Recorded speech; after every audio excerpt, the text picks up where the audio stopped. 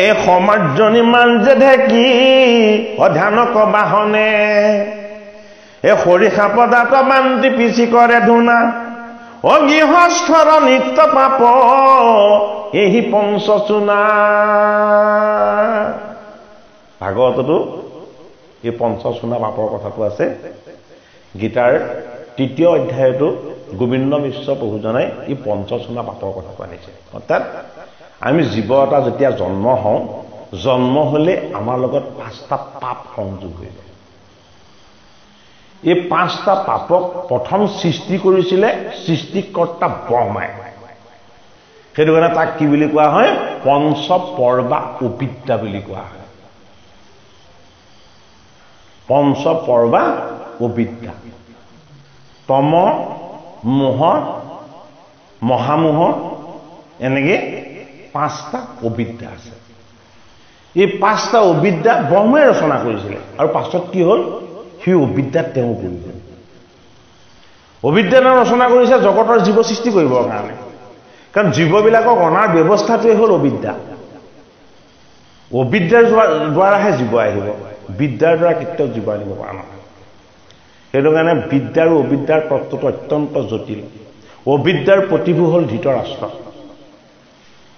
জন্ম পা অন্ধ এইটো কাৰণে আমাৰ জন্মৰ পৰা অবিদ্যা লগত আছে জন্মলগ্ন অবিদ্যা যেটো আমি কওঁ অৰ্থাৎ কি পঞ্চচুনা পাপটো ইয়াত যেটো কৈছে যে একলহ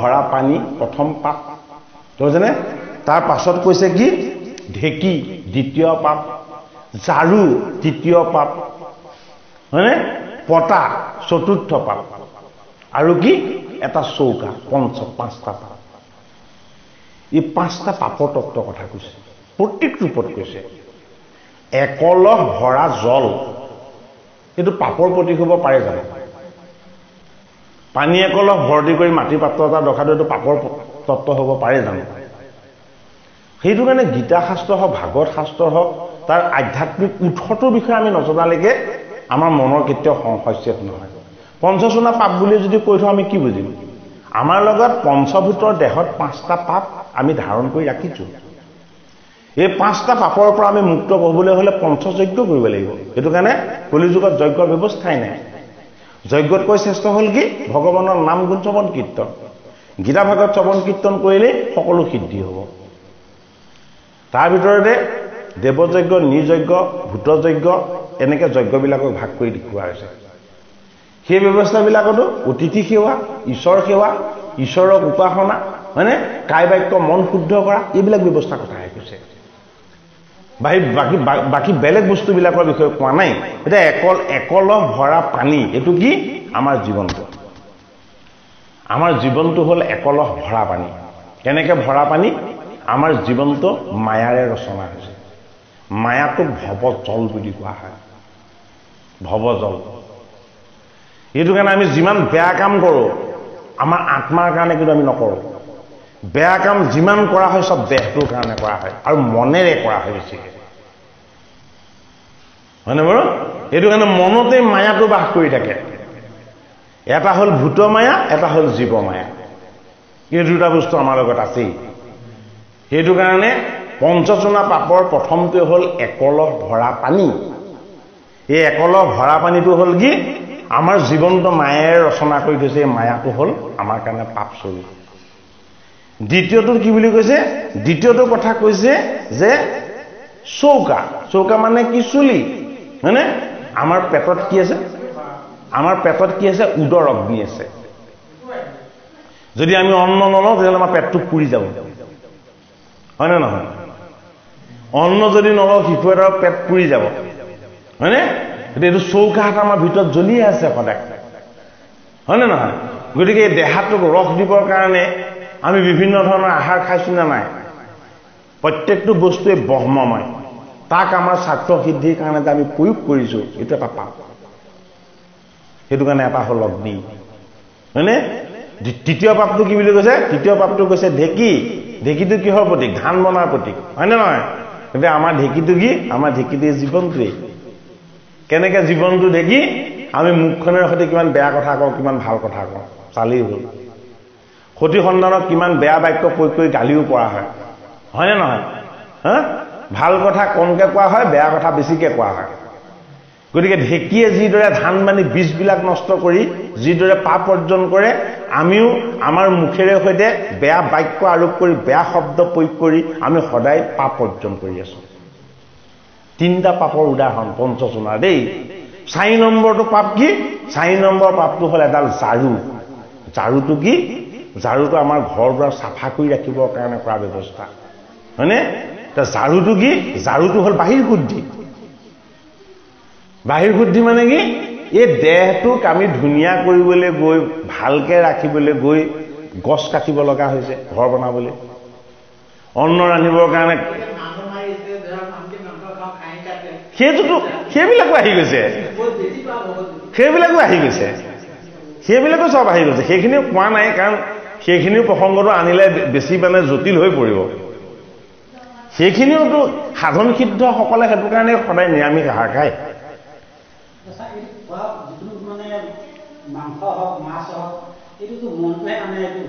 মনেহে টানে, আমাৰ আত্মাই নাটানে নহয়।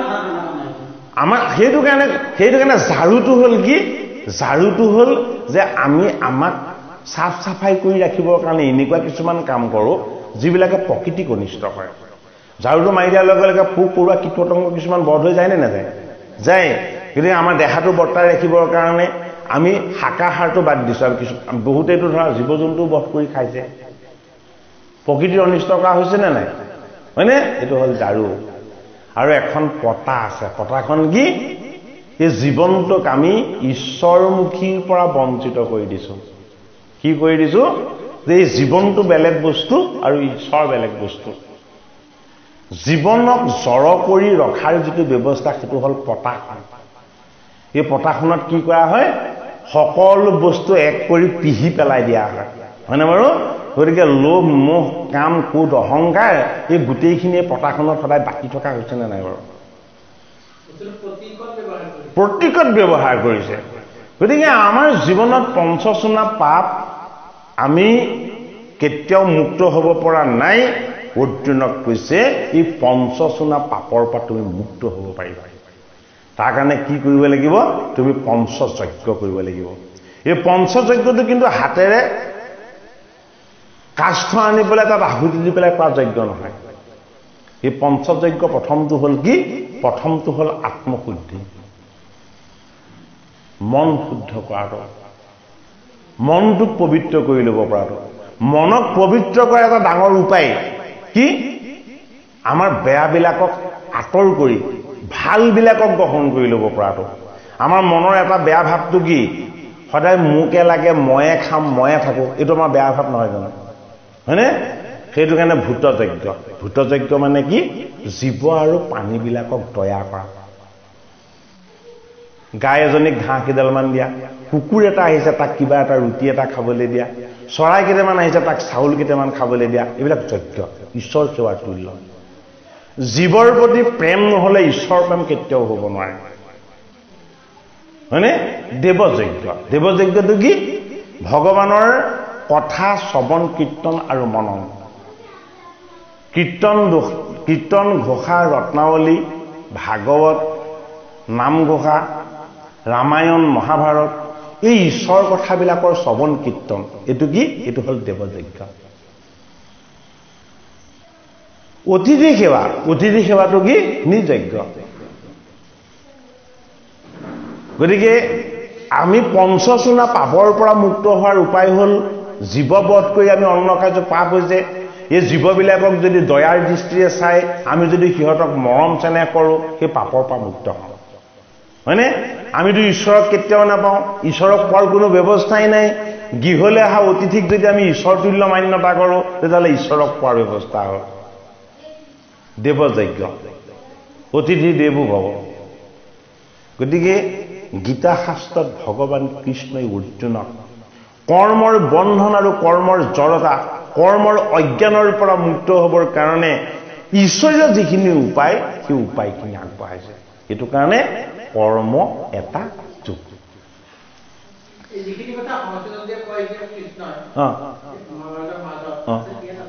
আছে আছে গোটেইখিনি সংস্কৃত শ্লোককে গোবিন্দ মিশ্ৰই অনুবাদ কৰিছে কাৰণ আমাৰতো এতিয়া সংস্কৃত ভাষাটো কোনেও বুজি নাপায় সংস্কৃত দেৱ ভাষা উচ্চাৰণ ভুল হ'লে তাৰ পৰা দুখ হ'ব জগতগুৰু শ্ৰীমন্ত শংকৰদেৱ গুৰুজনাই সংস্কৃতৰ পৰা গোবিন্দ মিশ্ৰকে গীতা ভাগ অনুবাদ কৰিবলৈ দিছে তেওঁ ভাগৱত অনুবাদ কৰিছে হয়নে ভক্তি প্ৰদীপ তেওঁ ৰচনা কৰিছে কাৰণটো এটাই শব্দ হ'ল ব্ৰহ্ম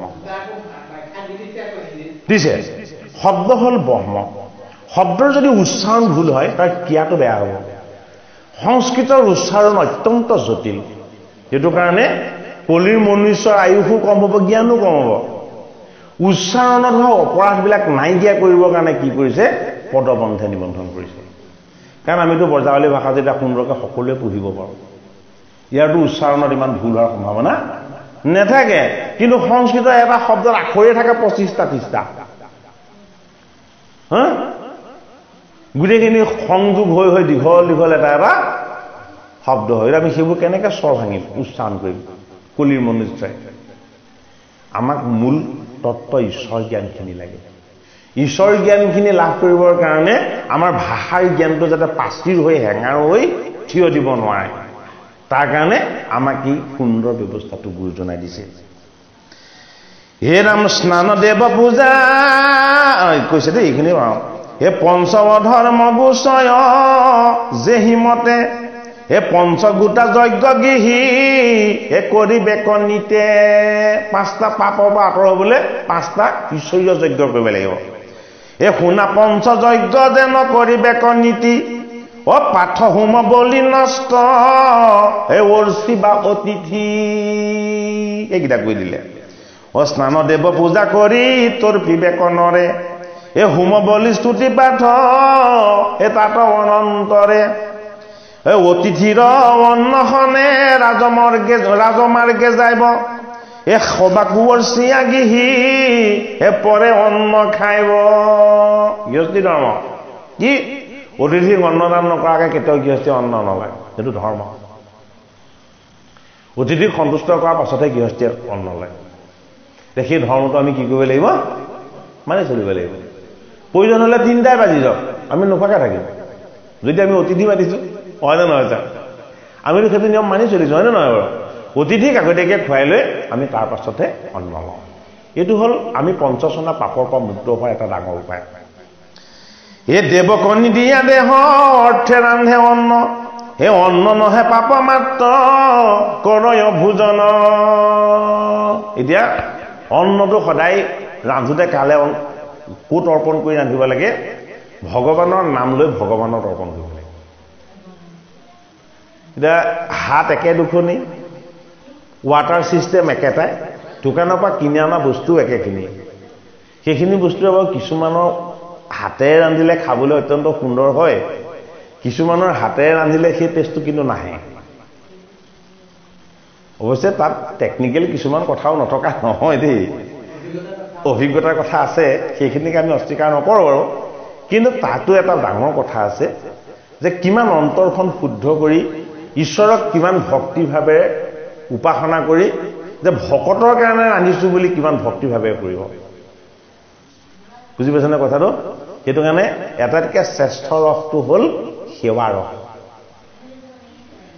ৰসৰ ভিতৰত শ্ৰেষ্ঠ হ'ল সেৱা ৰস যিটো ৰসত ভগৱানক পোৱা যায় হয়নে আৰু ৰসৰ ভিতৰত শ্ৰেষ্ঠ হ'ল কি ভক্তি ৰস যিটো ৰসৰ দ্বাৰা ভগৱানক পোৱা যায় সেইটো কাৰণে অৰ্জুনক কৈছে যে তুমি যি অন্ন গ্ৰহণ কৰিবৰ কাৰণে তুমি প্ৰস্তুত কৰিবা সেই অন্নত কি থাকিব লাগিব জীৱৰ সেৱাৰ ৰস থাকিব লাগিব আৰু ঈশ্বৰ কৃষ্ণৰ ভক্তিৰ ৰস তাত থাকিব লাগিব সেই উপায়ৰ দ্বাৰা তুমি কি হ'বা কৰ্ম বন্ধনৰ পাপৰ পৰা মুক্ত হ'বা এই যজ্ঞ কৰি যিটো জনে অৱশেষ খাই এ তাহাৰ যতে কপাপ এ সবে দূৰ যায় বৃষ্টি দ্বাৰা অন্ন নোহে জানিবা সাক্ষাৎ এ অন্ন হন্তে শুক্ৰৰূপে এ প্ৰজা হুৱে যা এ পানীৰ ব্যাপাৰ কৰ্ম উপজয় পুনো এ কৰ্মত উপজে যজ্ঞ হে জানিবা অৰ্জুন বেদ বাক্য হন্তে যেন যজ্ঞ উপজয় বেদে ঈশ্বৰৰ বাক্য জানিবা নিশ্চয় সংসাৰৰ কাৰণ যজ্ঞ জানা ধনঞ্জয় কৰ্ম কৰি জগতৰ চক্ৰ প্ৰৱৰ্তয় ঈশ্বৰৰ আজ্ঞা ভাঙ্গি নকৰয় কৰ্ম পাপ ৰাশি মাত্ৰ তাৰ ব্যৰ্থ ভৈল জন্ম ঈশ্বৰৰ পিয়াহি কৰ্ম সদাচাৰ পুণ্যভোগী হুৱে সিটো হেৰেহে সংসাৰ ঈশ্বৰে পিয়া কৰ্ম সংসাৰ এৰাৱে যেন দধি মথিলাত দুগ্ধ ঘিত নোহে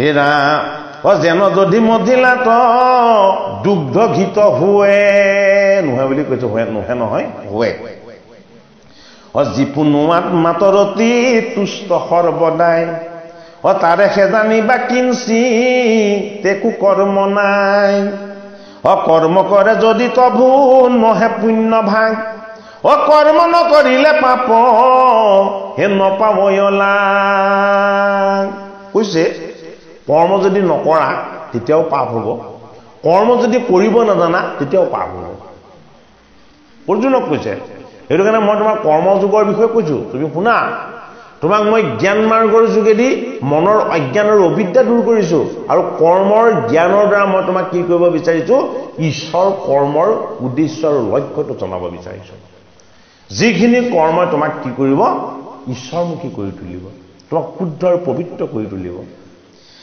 এই বিধি নিষেধক যোগী দুই কোৱেৰয় কাহাতো নকৰে সিটো অৰ্থ ব্যাপাশ্ৰয় তোমাৰ অৱশ্যে কৰ্ম কৰিতে লাগয় যিমতে কৰিবা কৰ্ম শুনিও নিৰ্ণয় গীতা শাস্ত্ৰত ডাঙৰ এটা কথা আছে অকল সমস্যাটো দেখুৱাই দিয়াই নাই ভাগৱত শাস্ত্ৰত কেৱল অকল সমস্যা দেখুৱাই দিয়া নাই সমস্যাটো দেখুৱাইছে আৰু তাৰ সমাধানৰ উপায়টো দেখুৱাই দিছে এইটো ইয়াৰ ডাঙৰ বৈশিষ্ট্য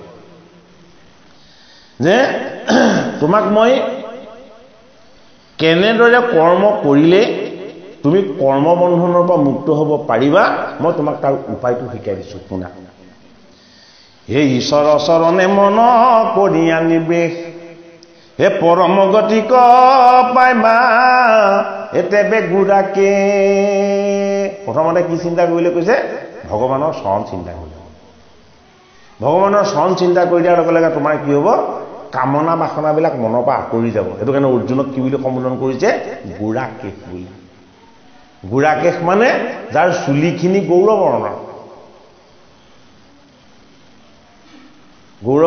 চুলিখিনিক গুৰাকেশ বুলি কয় কিন্তু শাস্ত্ৰত গুৰাকেশ চুলিখিনি গৌৰবৰ্ণৰ অৰ্থত কোৱা নাই যাৰ মনত ঈশ্বৰৰ ভক্তিৰ দ্বাৰা কামনা শূন্য হৈ গৈছে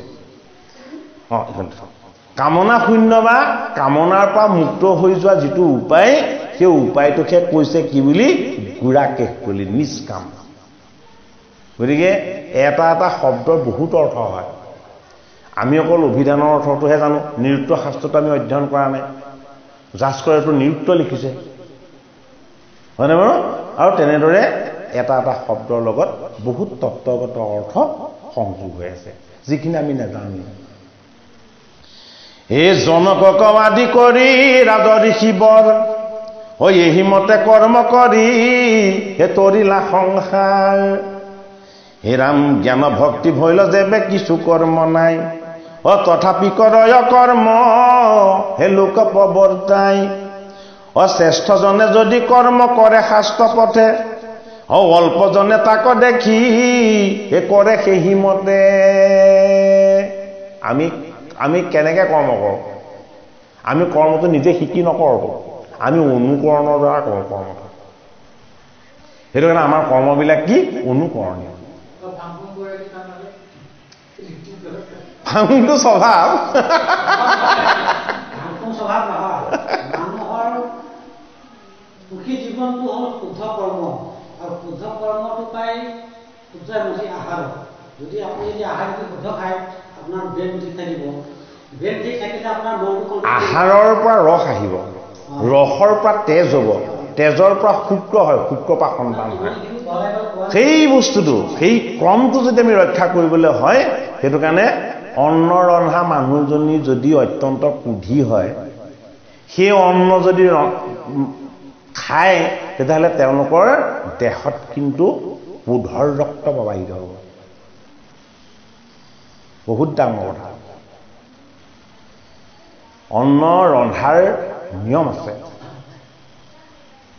একেগৰাকী মাকে একেখিনি অন্নই খাই গোটেইকেইটা সন্তান চাই একে হয় জানো? একে পিতৃ মাতৃৰ সন্তান গোটেইকেইটা সমগুণ সম্পন্ন হয় জানো? নহয়, হয়নে? পঞ্চভূতত আমি ধাৰণ কৰা আৰু পাব পৰা শক্তিবিলাক কাৰো সমান নহয়। কিন্তু গীতা শাস্ত্ৰত সকলোৰে কাৰণে এটা হেৰি দি দিছে, উপায় দি দিছে গীতা শাস্ত্ৰৰ দ্বাৰা, যে আমি যদি গীতা নুশুনো, ভগৱানক যদি আমি ভক্তি নকৰোঁ, তেতিয়াহ'লে আমাৰ কি হ'ব? আমাৰ মনটো আমি যিটোকে মন যায় তাকে কৰিব বিচাৰিম। যেতিয়া আমি এবাৰ চিন্তা কৰিম যে শাস্ত্ৰই আমাক এইটো কৈছে জানো, আমাৰ জীৱনটো শাস্ত্ৰসন্মত হৈছে জানো? যদি জীৱনটো শাস্ত্ৰসন্মত হোৱা নাই, তেতিয়াহ'লে জীৱনটো শুদ্ধ হোৱা নাই। শাস্ত্ৰসন্মত যদি জীৱন নহয়, তাৰ পৰিণতি কি? তাৰ পৰিণতি হ'ল সোনকালে মৃত্যু, ৰোগ ব্যাধি, অপায় অমংগল এইবিলাক। জীৱনটো যদি শাস্ত্ৰসন্মত হৈছে, গুৰুজনাই দিয়া শাস্ত্ৰ অধ্যয়ন কৰি তাক কৰ্মত প্ৰয়োগ কৰি গুৰুজনাই ৰচনা কৰা ভকত 150 বছৰলৈকে জীয়াই আছে। গুৰুজনা নিজেতো 120 বছৰহে জীয়াই আছিলে, হয়নে নহয়? হা, তেওঁ ভকত পুৰুষোত্তৰ মাজতে 150 বছৰ জীয়াই আছিলে। অৰ্থাৎ তেওঁলোকৰ জীৱনটো কেৱল শাস্ত্ৰ পঢ়ি পেলাই তাৰ পৰা ঈশ্বৰ ভক্তি লোৱাই নহয়, তেওঁলোকে জীৱন ধাৰাটো গ্ৰহণ কৰিছিলে কিহৰ দ্বাৰা? শাস্ত্ৰই যিটো আজ্ঞা কৰিছে সেই আজ্ঞা বা উপদেশক পালন কৰি লোৱাটো। শাস্ত্ৰসন্মত আজ্ঞা বা উপদেশ পালন কৰি ল'ব পৰাটো আমাৰ কাৰণে এটা অতি ডাঙৰ উপায়। অৰ্জুনক সেইটো কাৰণে গীতা শাস্ত্ৰত কি দেখুৱাইছে? কৰ্মযোগত আচল কৰ্মৰ তত্ত্বটোক দেখুৱাই দিছে, যে তুমি যি কৰ্ম কৰিবা, এই কৰ্মৰ পৰা ফল আশা নকৰিবা। বোলে কিয় ফল আশা নকৰিবা? ফল আশা কৰি যিমান কৰ্ম কৰিছে, আশা কৰা মতে কোনোবা ফল পাইছে জানো? কোনেও পোৱা নাই। যিটো বিচৰা যায়, যদি সেইটো পোৱাই নাযায়, তেতিয়াহ'লে সেই আশাটোকে বাদ দি দিবা তুমি।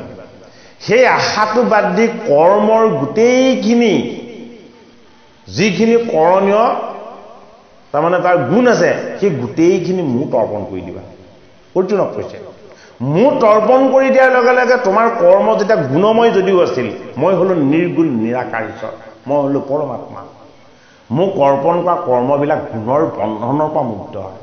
অৰ্জুনক ইমান ধুনীয়াকৈ শিকাইছে কৃষ্ণক। তুমি যদিও মোক আকাৰত দেখিছা, এই কৃষ্ণক এইটো আকাৰত কোনেও দেখা নাপায়। বোলে কি? মই দেখা দিলেহে পাবা। কথা কৈ থাকোঁতে মই অদৃশ্য হৈ দিওঁ। বোলে কি? মোৰ এইটো কাই নহয়, মোৰ এইটো চিন্ময় দেহ।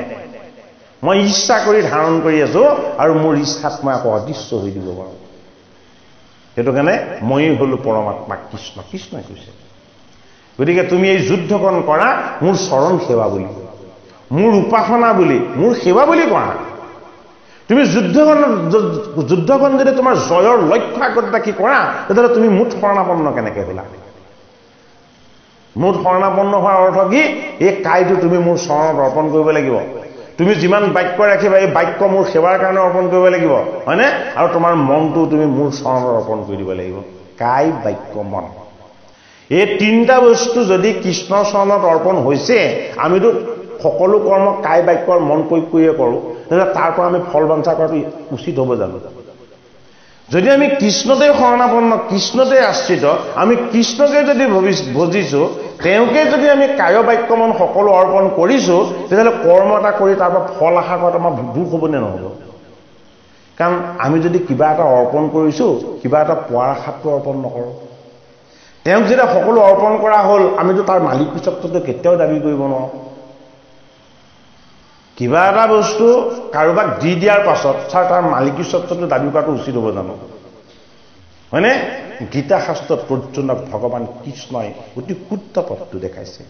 তুমি মোৰ শৰণ লৈছা, তুমি মোতে কায় বাক্য মন সকলো অৰ্পণ কৰিছা আৰু তুমি যি কৰ্ম কৰিবা এই কৰ্ম তুমি মোৰ সেৱাৰ কাৰণে কৰিবা, মোৰ আত্মাৰ সন্তুষ্টিৰ কাৰণে কৰিবা। গতিকে ইয়াৰ পৰা তুমি জয় পৰাজয় কোনো ফল বাঞ্ছা নকৰিবা। গতিকে কিয়? যদি তোমাৰ কৰ্ম ফলৰ বন্ধনৰ পৰা মুক্ত হৈ যায় তেতিয়া গুণৰ পৰা মুক্ত হ'ব।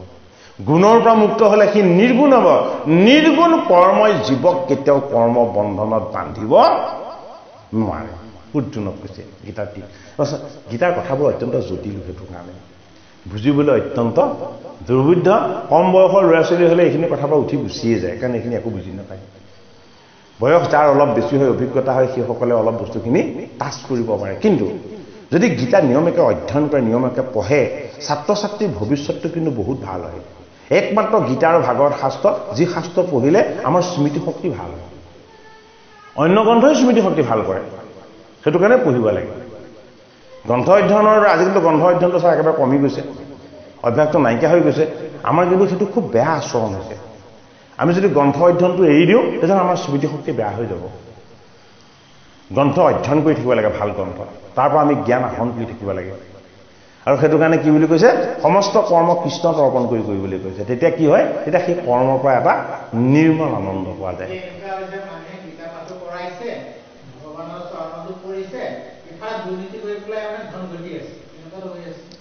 কৰ্মটো কৃষ্ণত অৰ্পণ হোৱা নাই, নাটক কৰিছে আৰু এওঁ নিজেই নটবৰ ববু। সেইটো কাৰণে আমি দেখোৱেই ইমান ভালকৈ এইটো কাম কৰিলে, আকৌ তেওঁলোকৰ ইমান ডাঙৰ বিপদটো কিয় আহিলে? লক্ষ্যটো ঠিক ৰখা নাছিলে, হয় নে নহয় বাৰু? নহয়, সেইটো আমি আত্মসমালোচনা কৰাৰ কথা নহয় নে বাৰু? আৰু সেইটো আপুনি নিজে প্ৰত্যক্ষভাৱে দেখিছে, আমিও দেখিছোঁ সেইখিনি। কিন্তু আমি সেইখিনি কথা চোৱাটো উচিত নহয়। আমি আমাৰ একান্তভাৱে চাব লাগে আমি নিজক নিজে কিমান ভাল পথলৈ নিব পাৰিছোঁ। নিজক যদি এটাতকৈ ভাল পথলৈ লৈ যাব পৰা যায়, বেলেগৰ বেয়াখিনিয়ে কেতিয়াও স্পৰ্শ কৰিব নোৱাৰে। কাৰণ বোকাতেই উৎপত্তি হয় পদুমে, সদায় বোকাৰ পৰা মুক্ত হৈ সূৰ্যমুখী হৈ পেলাই সদায় কি কৰে? আকাশৰ ফালে চাই থাকে। আমাৰ জীৱনটোকো আমি সূৰুযমুখী কৰি ল'ব পাৰিব লাগিব, কৃষ্ণমুখী কৰি ল'ব পাৰিব লাগিব। বেয়াবিলাকক, বন্ধনবিলাকক, অজ্ঞানবিলাকক আঁতৰ কৰাৰ এটা ডাঙৰ উপায় হ'ল কি? যোগ সাধনা। সেইটো কাৰণে ৰামদেৱে যোগ সাধনা দেখুৱাই আছে। যোগ সাধনাতকৈ শ্ৰেষ্ঠ কি? ঈশ্বৰ সাধনা, ঈশ্বৰ সেৱা। আৰু ঈশ্বৰ সেৱাৰ শ্ৰেষ্ঠ নিদৰ্শনেই হ'ল কি? গীতা শাস্ত্ৰ। সেইটো কাৰণে এই শাস্ত্ৰ পঢ়িলে মানুহ পগলা হ'ব, সন্ন্যাসী হ'ব, এই ধাৰণা আমি কৰাটো উচিত নহয়, হয়নে? মই গীতা শাস্ত্ৰ মই বহুত সৰুৰ পৰাই অধ্যয়ন কৰিছোঁ, হয়নে নহয়? কিন্তু সংসাৰৰ কোনটো কৰ্তব্যনো আজিলৈকে নকৰাকৈ আছোঁ। যিমান সংঘাত আছে সকলো সহ্য কৰিছোঁ। সেইটো কাৰণে এই শাস্ত্ৰ হ'ল ভগৱান কৃষ্ণই জীৱক উদ্ধাৰ কাৰণে দিয়া শাস্ত্ৰ। এই শাস্ত্ৰৰ শ্ৰৱণ কীৰ্তনৰ দ্বাৰা আমাৰ জীৱশুদ্ধি, আত্মশুদ্ধি আৰু ঈশ্বৰৰ চৰণ সেৱাৰ যিটো আনন্দ, এই গোটেইখিনি লাভ হ'ব। হে ৰাম ইতৰেও ভাল হওক মন্দ হওক শ্ৰেষ্ঠ জীৱা কৰে, ইতৰেও শ্ৰেষ্ঠৰ মান মনে ধৰে। এতলৈকত মুহুৰ কৰ্তব্য আছে কোন, ভুলোক প্ৰৱৰ্তায়ো কৰ্ম কৰো পুনো। কৃষ্ণই কৈছে অৰ্জুন, চোৱা মই নিজেই নিজৰ আনন্দৰে সদায় পৰিপূৰ্ণ, মোক একো নালাগে। মই নিজৰ তত্ত্বৰে নিজে পৰিপূৰ্ণ, কিন্তু ময়ো আনন্দিত হওঁ। কিয়? এই জগত ৰচনা কৰি, ব্ৰহ্মাণ্ড নিৰ্মাণ কৰি, এই ব্ৰহ্মাণ্ডৰ সৃষ্টি স্থিতি লয়, এই তিনি কাৰ্য সম্পাদন কৰিয়ে ময়ো আনন্দ পাওঁ। অৰ্জুনক কৈছে কৃষ্ণই, এই জগত ঈশ্বৰ মই আৰু লক্ষ্মীপতি, ইহাৰ অধিক কিবা হৈবেক সম্প্ৰতি। যদি হেলা কৰি কৰ্ম এৰু স্বৰূপত, কৰ্ম এৰি লোকে ধৰি বেক মোৰ মত। এই কৰ্ম লোকতে নষ্ট কৰ্মী পাপী হৈ বনৰ, মই নাশকৰ্তা ভৈলো সকলো লোকৰ। অৰ্জুনক কৃষ্ণই কৰ্ম কৰিবলৈ কোৱাৰ আচল ডাঙৰ উদ্দেশ্য আৰু এটা কৈছে, যে মই তোমাক গান্ধীত ল'বলৈ কৈছোঁ, যুদ্ধত পবিত্ৰ হ'বলৈ কৈছোঁ। কিয়? এই জগতখন মই কৰ্মময় কৰি ৰচনা কৰিছোঁ। মই যদি তোমাক অকল জ্ঞানটো দি কৰ্মৰ পথটো যদি মই তোমাক দেখুৱাই নিদিওঁ, তেতিয়াহ'লে মই এই শ্ৰেষ্ঠ ঈশ্বৰ, মোৰ বাক্য সকলোৱে মানিব, সকলো নিষ্কৰ্মা হৈ যাব। আৰু নিষ্কৰ্ম যদি মানুহ হ'বলৈ হয় তেতিয়াহ'লে কি হ'ব তেওঁলোক অজ্ঞানৰ পথলৈ গুচি যাব সেইটো কাৰণে হৈ অৰ্জুন মোৰ আজ্ঞা মানি তুমি হাতত গাণ্ডীৱ লোৱা আৰু যুদ্ধত পবিত্ৰ হোৱা এই লোক প্ৰৱৰ্তাৱে জ্ঞানী কৰ্মলুপ্ত দৰে অজ্ঞানীৰ থানে কৰ্ম ফলভেদী কৰে কৃষ্ণ বোলে সকামত যাৰ দৃঢ়মতি এই উপদেশ পাইলে নিষ্কামত নেদেমতি তাক উপদেশ দিব নিবৃত্তি কিঞ্চিত সকামীৰ বুদ্ধি ভেদ কৰিব কদাচি উপদেশ নধৰিব পূৰ্ব কৰ্ম ত্যাগী এই উভয় জন্মত থাকি হৈব পাপ ভাগী কৃষ্ণই নিজে অৰ্জুনক এই কথাটো কৈছে যে মই যি নিষ্কাম কৰ্ম কৰিবলৈ কৈছোঁ যিসকল সকামী কিবা এটা পোৱাৰ আশাতে সদায় কৰ্ম কৰে সেইসকল সেই বৃত্তিটোৰ পৰা আঁতৰি আহিব নোৱাৰে বোলে কিয় আঁতৰি আহিব নোৱাৰে যিহেতু তেওঁলোক অজ্ঞানৰ পথত আছেই তেওঁলোকে নিজেই বেছি জানো বুলি ভাবিছে মই তোমাক যি আজ্ঞা কৰিছোঁ সকলোৱে কিন্তু এইখিনি কথা মানি নল'ব বোলে কিয় তেওঁলোক কৰ্মবন্ধনত পৰি এই পাপৰ জুনিলে হায়াজাত কৰি থাকিব লাগিব সেইটো কৈ দিছে অৰ্জুনক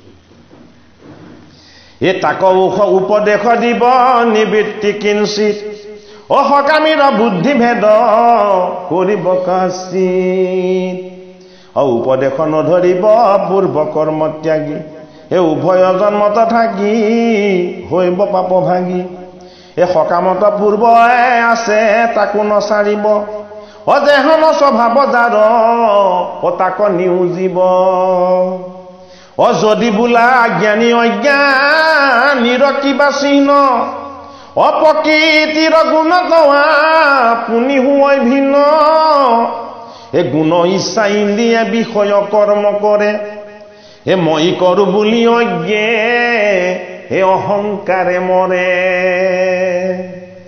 মোক নভজয় যিটো জানিবা সাক্ষাৎ নিপিন্ধে তুলসী ৰক্ত ফুটা কপাল অজ্ঞানী পুনুক গুণ কৰ্ম বিভাগক জানে এই দেহক আত্মাক দৈক ভিন্ন কৰি মানে বিষয়ত ইন্দ্ৰি প্ৰবৰ তাৱে গুণলৈ ইন্দ্ৰিয়ে কৰে কৰ্ম কৰ্তা নোহোময় যিটো মুতৱৰ্পী কৰ্ম মদৰ্থে কৰয় চিত্তবুদ্ধি আত্মা মন মোতে সমৰ্পয় এহি মতে কৰ্ম কৰি বেকনিতে নিত মোতে শ্ৰদ্ধা কৰি হৈবে অসূয়া বৰ্জিত যিজনে মোহৰ মত কৰে অনুষ্ঠান কৰ্ম কৰি বন্ধ মুক্তে পাৱে মোৰ স্থান মোৰ মত নলৱে সকামী মোৰ সমতি মোৰ মতে অসূয়া হৰয় দিন ৰাতি জানি মোৰ মত লৈও শোক পৰিহৰা মুত পিছত ধৰ্মক থাকি যুদ্ধ কৰা পাৰ্থে বোলে কৃষ্ণ মোৰ বাক্য শুনি মোক তব মত লৈ আহবে স্বধৰ্মে ভজুক কৃষ্ণই অৰ্জুনক কৰ্ম ধৰ্ম আৰু জীৱন এই গোটেইকেইটা বোধ একেবাৰতে জগাই তুলিছে যে যিসকলে বেদৰ কৰ্ম মাৰ্গত বৰ্তি আছে যিসকলে সকামী কৰ্ম কৰি ধৰ্ম অৰ্জন কৰিব পাৰিম বুলি ভাবি আছে সেই অৰ্জুন মোৰ শ্ৰীমুখৰ বাণী হলেও তেওঁলোকৰ লগত অহংকাৰ থাকে সেইটো কাৰণে তেওঁলোকে মোৰ এই কথা কেতিয়াও মানি নচলিব চলিছে জানো নাই চলা মানে কিন্তু যি মুঠ শৰণাপন্ন যি জীৱৰ আগৰ জন্মৰ সঞ্চিত পুণ্য আছে সেইসকলে মোৰ এই বাণীক নিৰন্তৰ মানি চলিব আৰু এইখিনি মানি চলাৰ কাৰণে তেওঁলোক কি হ'ব তেওঁলোক অতি মোৰ আদৰ আৰু প্ৰীতিৰ হ'ব সেইটো কাৰণে কি হ'ব সেই সকলক মই মোৰ মুখ্য সুখৰ যি আনন্দ এই আনন্দ দান কৰিম কৃষ্ণই কৈছে অৰ্জুনক আৰু সেইটো কাৰণে তুমি ক্ষত্ৰিয় তোমাৰ যুদ্ধ কৰাটো তোমাৰ স্বধৰ্ম তুমি স্বধৰ্মত থাকি সমস্ত কৰ্ম মুঠ অৰ্পণ কৰি মোৰ সেৱাৰ কাৰণে তুমি যুদ্ধখন কৰা অৰ্জুনক কৈছে তেতিয়া তুমি জীৱ হত্যা আদি পাপৰ পৰা কেতিয়াও পাপত পৰিব নালাগে আৰু এই যুদ্ধখন কৰাটো তোমাৰ আৱশ্যক ভাবি তুমি কৰিবই লাগিব বোলে কিয় পাণ্ডৱে বিহিলাটো খুৱাইছে পাহা খেলি তোমালোকক ৰাজ্যৰ পৰা বঞ্চিত কৰিছে নিৰ্দিষ্ট সময়ত ঘূৰি আহিলে ঘূৰাই দিম বুলি কোৱা স্বত্তেও 5খন গাঁও দিবলৈও ৰাজি হোৱা নাই গতিকে এই অন্যায় অধৰ্ম স্বৰূপ এই কৌৰৱসকলক যদি তুমি বিনাশ নকৰা তেতিয়াহ'লে তোমাৰ নিজৰে পাপ হ'ব সেইটো কাৰণে আততাইক গঠিলে একো পাপ নহয় বুলি কৈছে এই গুণ ইচ্ছা প্ৰকৃতি ঘটাৱে নিয়াতাত এই কোনে এৰাবে পাৰে প্ৰকৃতিৰ হাত প্ৰকৃতিৰ হাত আচলতে কোনেও এৰিব নোৱাৰে এই শাস্ত্ৰ দ্বাৰা গুণ দোষে জানয় অৱশ্য হেনয় জ্ঞানীৰো হে প্ৰকৃতিৰ বৈশ্য যিটো স্বভাৱত অজ্ঞ বিষয়তমতি ইন্দ্ৰি নিয়মিব হেন কাহাৰ শকতি পাৰ্থে বোলে নানা অৰ্থ তোমাৰ বাক্যৰ কৰ্মযজ্ঞ কি কাৰ্যে দুগ কৰৈ নৰ এৰা কৃষ্ণ যিজনৰ স্বভাৱতেই স্বভাৱটো অজ্ঞ যিজনৰ কেৱল বিষয়তমতি বিষয় মানে কি বিষয় মানে তেওঁ যিখিনি দেহৰ প্ৰকৃতি এই প্ৰকৃতিখিনিকে আচৰণ কৰি থকা থাকিবলৈ ভাল লাগিব খাবলৈ ভাল লাগিব পিন্ধিবলৈ ভাল লাগিব এইখিনি পালেই মই সব পালো বুলি ভাবি লোৱাটো এইটো হ'ল বিষয়ৰ বৃত্তি যি পাইছো ঈশ্বৰৰ কৃপা হয়নে এইখিনি পোৱাৰ কাৰণে ঈশ্বৰৰ ওচৰত মই কৃতজ্ঞ আৰু মোৰ জীৱনৰ আচল উদ্দেশ্যটো জগতৰ জীৱৰ সকলোৰে এটা মংগল সাধন কৰা এইটো জীৱৰ স্বৰূপটো বেলেগ সেইটো কাৰণে অৰ্জুনক তেনে জ্ঞান দিছে কৃষ্ণই হে ৰাম এই শাস্ত্ৰ বেদ পুৰাণ যে সমস্তে উৰিল পানী টনা লাগে নাও তৰতে বুৰিল কৃষ্ণে বোলে তাৰ হেতু কহো উপদেশ সাৱধানে শুনি মোক সখী গুৰাকী ইন্দ্ৰিয়ৰ মূলগত ৰাগ দেশ দুই লোক কৱৰ্ণৰ্থ কৰে শত্ৰু পহুই ৰাগ নাম তাৰে ইন্দ্ৰি বিষয় কপালে যদি নপাওঁ তাক দেশকাৰী বোলে দুগোটা পৰম শত্ৰু জানিবা অৱশ্য শাস্ত্ৰ বিধি নিয়মনো হিবে তাৰ অৱশ্য ৰাগ দেশ ভৈলে যে ভাবে নেই বলে শীঘ্ৰে উতৱাৰ যেন খেৰ নদী জলে হেৰাম যাব দেখে ৰাগ দেখে নুহি পাৱেলা ঈশ্বৰ ভজন নৌকা চৰি উকোৱা আমাৰ মনত কি আছে খং আছে আমাৰ মনত কি আছে বিদ্বেষ এটা নাম হ'ল ৰাগ এটা নাম হ'ল দেশ দেশ মানে বিদ্বেষ বেয়া ভাৱ ৰাগটো কেতিয়া উৎপত্তি হয় বহুত সময় পঢ়ি থাকিও যেতিয়া এটাও মনত নৰহে খং উঠে নে নুঠে ইমান সময় পঢ়ি আছো কেলে মনত ৰোৱা নাই হয়নে বাৰু যেতিয়া খং উঠিব তেতিয়া আৰু মনত নৰয় এইটো হ'ল ৰাগ হয়নে কি হ'ব ইমান পঢ়িছো মনত যেতিয়া নৰে তেতিয়াহ'লে তোক আজিৰ পৰা ওচৰলৈ নানোৱেই এইটো হ'ল বিদ্বেষ মই এটা সাধাৰণ উদাহৰণ ৰাগ পঢ়িবলৈ শিকিবলৈ লোৱা বস্তুটো অকণমান সময় লাগি থাকি আমনি লাগি ইয়াক মই নোৱাৰিম বুলি তাত ক্ৰোধিত হৈ তাৰ পৰা আঁতৰি যোৱাটো এইটো শিক্ষা গ্ৰহণৰ সৎপথ হয় জানো এইটো শিক্ষা গ্ৰহণৰ আচল পথ হয় জানো হয়নে মোৰ কৰ্ম হ'ল মই যেতিয়ালৈকে নোৱাৰিম মই তেতিয়ালৈকে শিকি থাকিবলৈ যত্ন কৰি থাকিব লাগিব যেতিয়ালৈকে মোৰ আয়ত্তৰ অধীন নহ'ব মই তেতিয়ালৈকে তাৰ পৰা আঁতৰি নাহিম হয়নে ৰাগ নহয় কি হ'ব লাগিব যে এদিন হ'লেওতো পাৰিম, হয়নে? আৰু যিদিনাখন তাক সিদ্ধ কৰিব পৰা যাব, তেতিয়া নোৱাৰিম বুলি যিটো বিদ্বেষ ভাৱ অহাৰ যিটো আমাৰ সম্ভাৱনা আছিলে, সেই সম্ভাৱনাটোৱে তাৰ পৰা আঁতৰি গুচি যাব। সেইটো কাৰণে কৰ্মযোগ।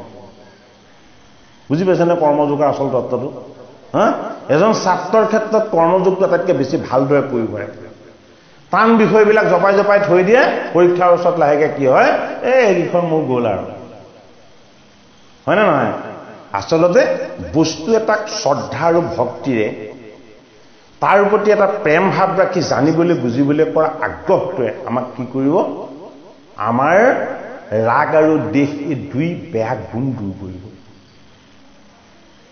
সেইটো কাৰণে কিবা এটা বস্তু প্ৰাপ্ত কৰিব নোৱাৰিলে যদি তালৈ কোধ আহি যায়, কোধ অহাৰ লগে লগে সেই বস্তুটোলৈ কি আহি যাব, বিদ্বেষ আহি যাব। তেওঁ অৰ্জুনক কৈছে যে যিজনে ৰাগ দেশ সেইবিলাকক আঁতৰ কৰি ৰাখিব পাৰিছে, হে অৰ্জুন, সেইজনে কিন্তু মোক পাব পাৰিব। সেইকেইটা বস্তু থকাজনে কৃষ্ণক কেতিয়াও প্ৰাপ্ত কৰিব নোৱাৰে। যিহেতু বেয়াবিলাকত তেওঁ কি হয়, মায়া হয়, ভালবিলাকত তেওঁ ঈশ্বৰ হয়।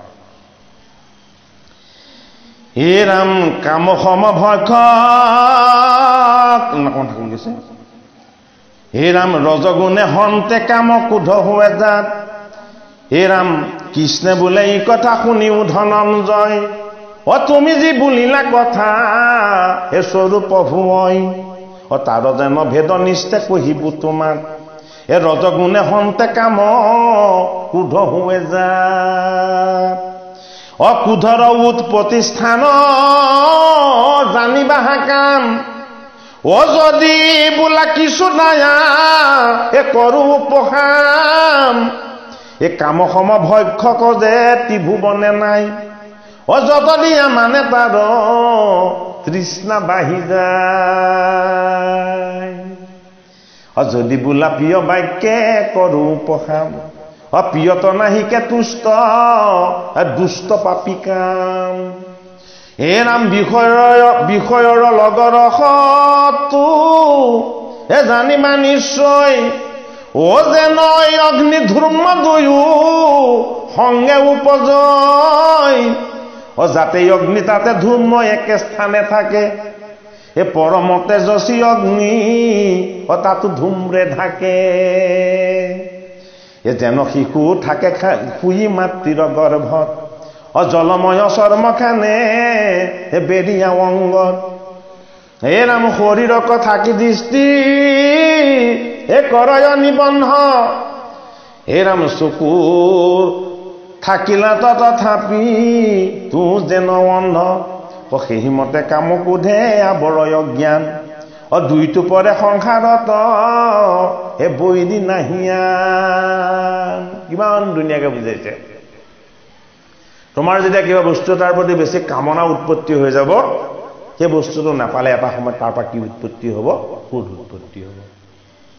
এই কাম আৰু ক্ৰোধৰ পৰা কি সৃষ্টি হৈ যাব, কিয় নহ'ব বুলি অহংকাৰ উৎপত্তি হৈ যাব। এতিয়া কৃষ্ণই অৰ্জুনক বুজাইছে যে হে অৰ্জুন, এই কাম ক্ৰোধ অহংকাৰ এইবিলাক যদি লগত থাকে, তেতিয়াহ'লে কিন্তু তুমি মই কৰিবলৈ কোৱা যিটো কৰ্ম, সেই কৰ্মটো তোমাৰ দ্বাৰা সম্পাদন নহ'ব।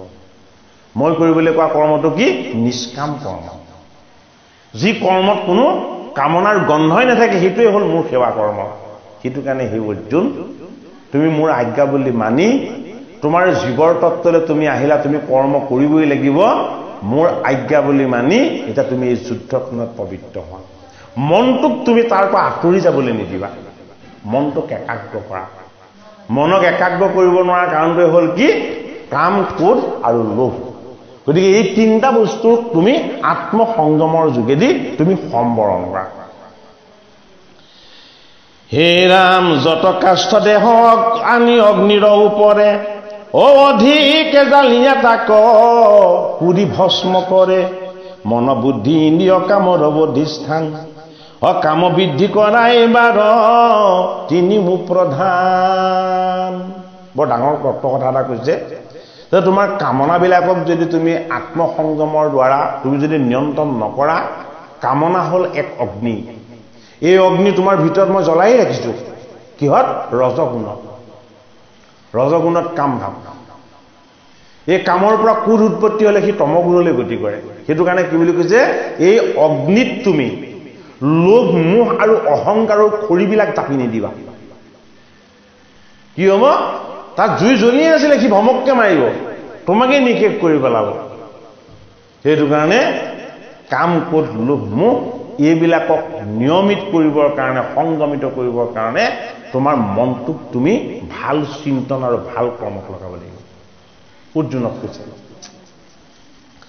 হে ৰাম মন বুদ্ধি ইন্দ্ৰিয় কামৰ অধিষ্ঠান কাম বৃদ্ধি কৰাই বাৰ তিনিও প্ৰধান হেন জানি মোহে যামে নাহি পাবে লাগ হে মন বুদ্ধি ইন্দ্ৰিয় হে নিয়মিওৱাক গুৰু শাস্ত্ৰ গুৰু উপদেশ যেন ভৈল বোধ সেহি জ্ঞান খৰ্গ কৰি চেদা কাম ক্ৰোধ শৰীৰত চাহি শ্ৰেষ্ঠ যত ইন্দ্ৰিগণ ইন্দ্ৰিয়ত কৰি শ্ৰেষ্ঠ জানিবা হামন আচল বস্তুটো গীতাৰ কৰ্মযোগৰ শেষত দিছেগে কি বুলি কৈছে তোমাৰ জীৱনৰ কৰ্মখিনি এই গীতা শাস্ত্ৰই যেনেকে কৰিবলৈ কৈছে ভাগৱতে যেনেকে কৰিবলৈ কৈছে তুমি তেনেকে কৰিবলৈ অভ্যাস কৰা শাস্ত্ৰ কি শাস্ত্ৰ হ'ল তোমাৰ জীৱনৰ আচাৰ্য মানে কি আচৰণ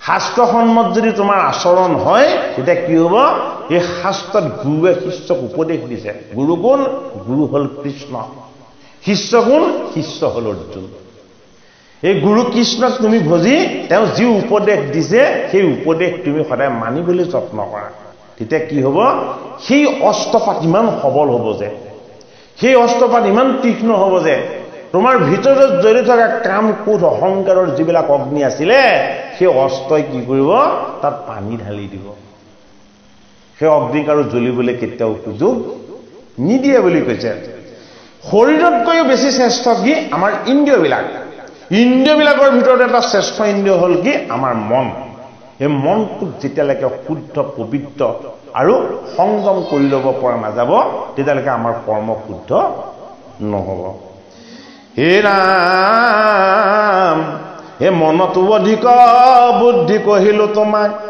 এ সমাটো অধিক শ্ৰেষ্ঠ আত্মা বুলি যায় হেন জানি সাত্বিক বুদ্ধিৰ মহাবলে হে আত্মাত মনক নিয়া ৰাখিও নিশ্চলে আত্মাত ৰহিলে মন বিষয় উদাস আপুনি হৈবে নষ্ট কাময় অভিলাষ কৃষ্ণৰে সেৱাত যাৰ স্থিৰ ভৈল মন একো কালে নাহি জানা তাহাৰ পতন বিদুৰ তীৰ্থক লাগি কেনে যত্ন কৰা হৃদিৰ ঈশ্বৰ আছে তাক নুকুমৰা তীৰ্থৰূপ ৰমস্থান কৃষ্ণৰ চৰণ ৰাংগ চৰণক সেবি লৈক শৰণ দেৱৰ পূজিত যিটো হৰিত ভকত সেইজনে জানিবা উত্তম ভাগৱত উত্তম ভাগৱতজন কোন অৰ্জুনক ক'লে হৰি ভকতজনে কায় বক্য মন কৃষ্ণত অৰ্পণ কৰি সদায় কৃষ্ণৰ ৰাতুল চৰণ অৰুণ চৰণ উপাসনা কৰি কাম ক্ৰোধ লোভ মোহক তেওঁ কি কৰিছে অধীন কৰি ৰাখিবৰ অনুশীলন কৰিছে সেইটো কাৰণে ভকতজন কি হৈ যাব পাৰে মহাভাগৱত হৈ যাব পাৰে কহৈ গোবিন্দ মিশ্ৰে কৃষ্ণ পদে পৰি হৰিৰ নামক গতি তীৰ্থে নোহে কৰি হেন জানি সভাসদ এৰায়ান কাম হে পাতক চাৰক ডাকি বোলা ৰাম ৰাম হৰি নাম দোহাই দিওঁ সামৰি দিওঁ দেই সামৰণি পৰিল কৰ্মযোগটো অকণমান ছুটি সাংখ্যযোগ উলিয়াবলৈ হোৱা হ'লে ইয়াৰ দুগুণ সময় লাগিলে হে ৰাম কহৈ গোবিন্দ মিশ্ৰে কৃষ্ণ পদে পৰি হৰিৰ নামক কুটি তীৰ্থে নোহে সৰি হেন জানি সভাসদ এৰায়ন কাম এই পাতক চাৰুক ডাকি বোলা ৰাম ৰাম হৰি নাম ৰাম। জয় ৰাম জয় নাৰায়ণ জয় কৃষ্ণ জয় জগত গুৰু শ্ৰীমন। অপৰাধ বিনাশন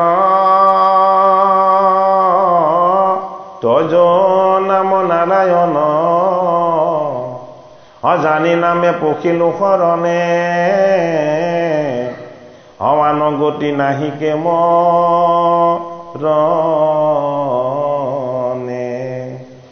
অপৰাধ ক্ষমা কৰি তুমি নাই আহিল হৰি মোক ৰক্ষা কৰি ওচৰণে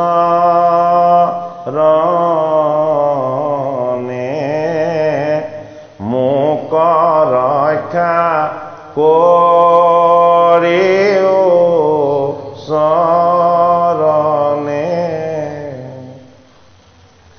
শ্ৰীমন্ত শংকৰ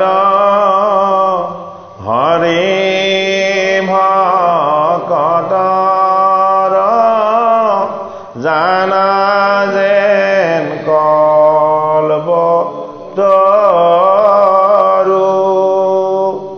তাহান্ত বিনাই নাই নাই নাই আমাৰ পৰম গুৰু ৰাম।